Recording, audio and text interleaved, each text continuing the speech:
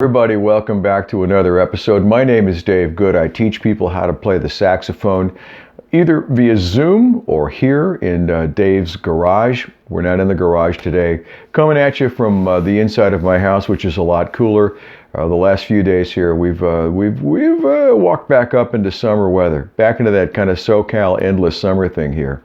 So it's a little bit cooler here in the house, and I'm coming at you from behind the desk.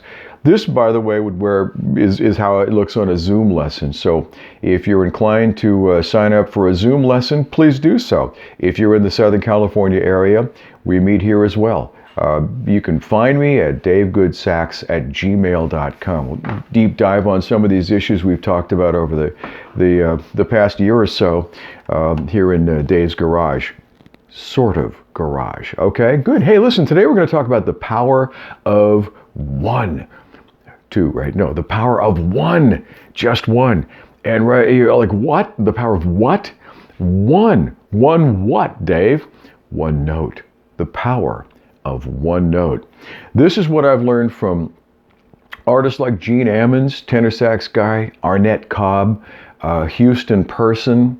And now that I'm blowing some alto, this is a really cool 6M that Jim Weiss, in fact, just tuned up the other day. 1946 era 6M, and I love this horn. Hank Crawford. The power of one big note played at the right time in the right place. And it trumps the long runs and the flurry of notes that we all kind of feel that we're obligated to play. But that one big note,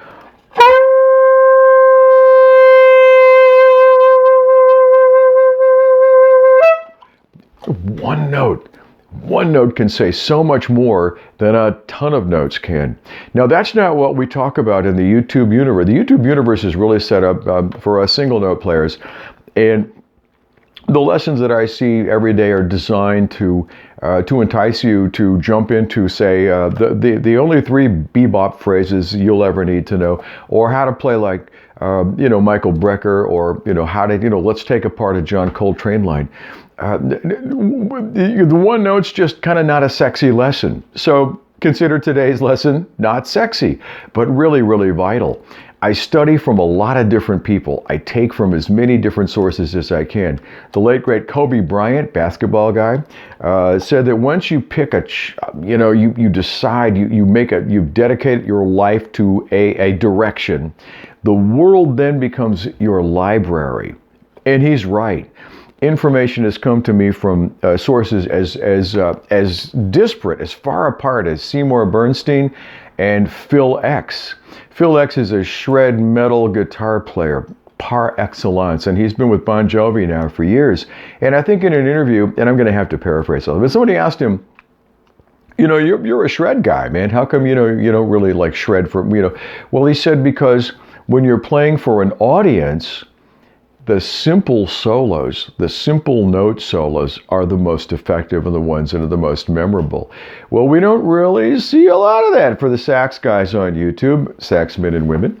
And I would like to propose to you to go back and listen to, and I don't care which the horns you play, the saxophone genius of, just say Gene Ammons. Go listen to that, how he gets so much emotion out of simple phrases in one note. Okay, Gene Ammons, Arnett Cobb, Houston Person, Hank Crawford, David Sanborn.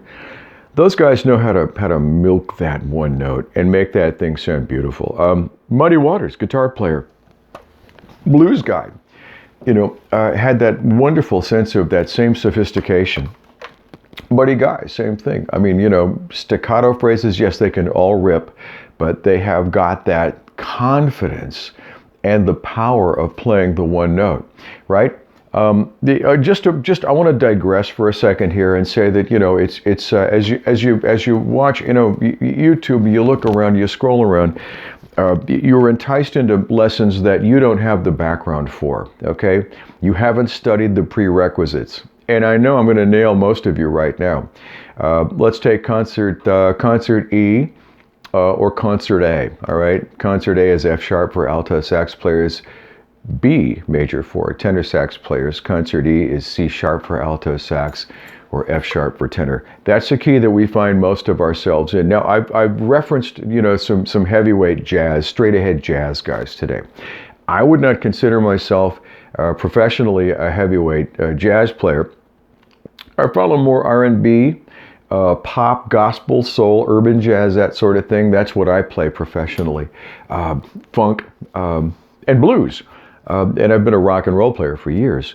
But I study jazz and I learn from jazz. That's the heavy lifting of our music, right? So I study these guys, but I play, more pop forms of music, right? So when I talk about this, and what I'm going to say now is, that you haven't really mastered the prerequisites to be taking on some of the YouTube studies that are offered to you ad hoc. They just show up. You didn't dial those up. All of us look for free lessons and look for inspiration, but I want to go back to what I said just a minute ago, the prerequisites. You don't have the prerequisites, and I'm going to go back to those two concert keys. Alto sax guys, you're C sharp and you're F sharp. Tenor sax guys, you're C sharp and you're F sharp. Can you rip on those scales?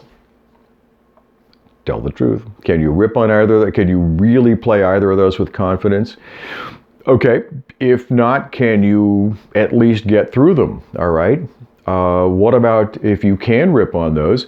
What if we set a metronome? Can you play a solo? Can you solo along and come up with, some really good ideas in those keys and those fingerings? So if not, what are you doing looking around for other stuff? Go back to the basics, get the fundamentals, okay? Nail them. I mean, just spend the rest of, this week, wherever you're at, on one of those two scales, one of those two ideas, and use your metronome, play, and make sure they're clean. Get all the rust out of the intervals and make sure they're really clean, and then build up your speed, okay? Yeah, and that's what I mean by, prerequisites and fundamentals. What you don't know is really important to me as a teacher, as an instructor, okay? So back to the one note. How do you get that one note and make it really, really pretty? Well, make sure you've got a pretty good mouthpiece and a reed setup. Your setup is important. This is a Meyer. This is a 7 medium, and I'm using a what did I decide to use? This is a D'Addario Jazz Select, and it's a 2 soft, right? On alto sax, you want a pretty soft reed. Tenor sax, maybe you can go a little bit harder, but alto sax, you want a pretty soft reed to get the good tone that you want, that big tone. And what I'd like you to do is just long tones, and I want you to direct the long tone and think about that long tone. The mental game of that. There's a physical game and a mental game. The stomach is going to be tight, so I could come by and do like Pink Belly on you, right? And it's going to sound like a drum, right? I'm not going to do Pink Belly on you, but you know what I'm saying, right? And I want you to hold that note, and I want you to aim it. The mental part of this is to like shoot that note right out the door, all the way across the street, up the hill, and to the neighbor's house, okay? I want you to visualize it traveling that far. You don't have to blow hard, you just have to blow. And visualize the note traveling as a single column of air. Tight stomach, let's go.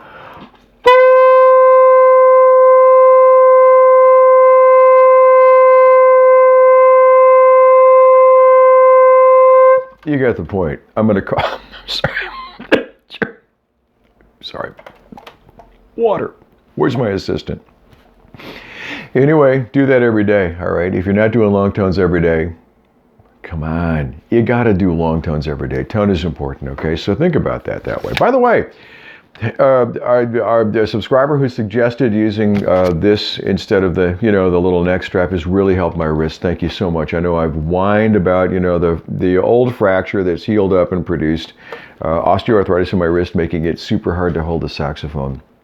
We got to think about physicality and our ability to like make those long tones and hold the freaking saxophone up, okay? So anyway, if you have questions or you want to dig deeper into this subject, you want to get a lesson, hit me up, davegoodsax@gmail.com, davegoodsax@gmail.com, either Zoom or in person here in La Mesa, California. One last thing, go Padres! Hey, we didn't think we were going to get this far. Surely the Dodgers didn't think we were going to get this far. I mean, no disrespect. We played some ball. And, the Dodgers certainly had a better year than the Padres did. But the Padres, it's a game, right? And by the end of the day, we made some things happen. Congratulations, too, by the way, to Diana W., who was a student. She came in and signed up for clarinet lessons. She was a concert clarinetist. And at 13, way better on clarinet than me. So I said no to lessons. Her mother said, no, we want to learn jazz. We want to learn how to do jazz solos. And I said, well, I'm not really a jazz solo guy either, but I can help you. I can help you learn how to play solos. And we sat down for a couple of weeks, and I said, think about things that you really, really, really, really, really like, okay? Like a chocolate cake, or like your pet fish, your pet cat, your favorite subject in school, whatever it is. Think about that for a minute with your eyes closed. Now play me a story on your clarinet. She eventually switched up to saxophone, absolutely killing it. 13, 14-year-old young lady, absolutely killing it. And started transcribing solos. Very good at that. Good ear, good relative pitch, good sense of all of that, good facility. Clarinet, man, is really Clarinet students really transfer over to the saxophone with great skill level. Anyway, I just wanted to say congratulations to her because she got picked out of the lineup in the Young Lions group here. Gilbert Castellanos, trumpet player, puts together a group every year called the Young Lions. He started a new segment of that, a big band segment, and she's first chair tenor sax. And she said, it blew her away because she's, this is in a sea of kids who could really blow a lot of, like real fast, intricate note solos and things like that. And she's not one of them. He said, no, I picked you because you tell stories with the power of that one note. So remember that.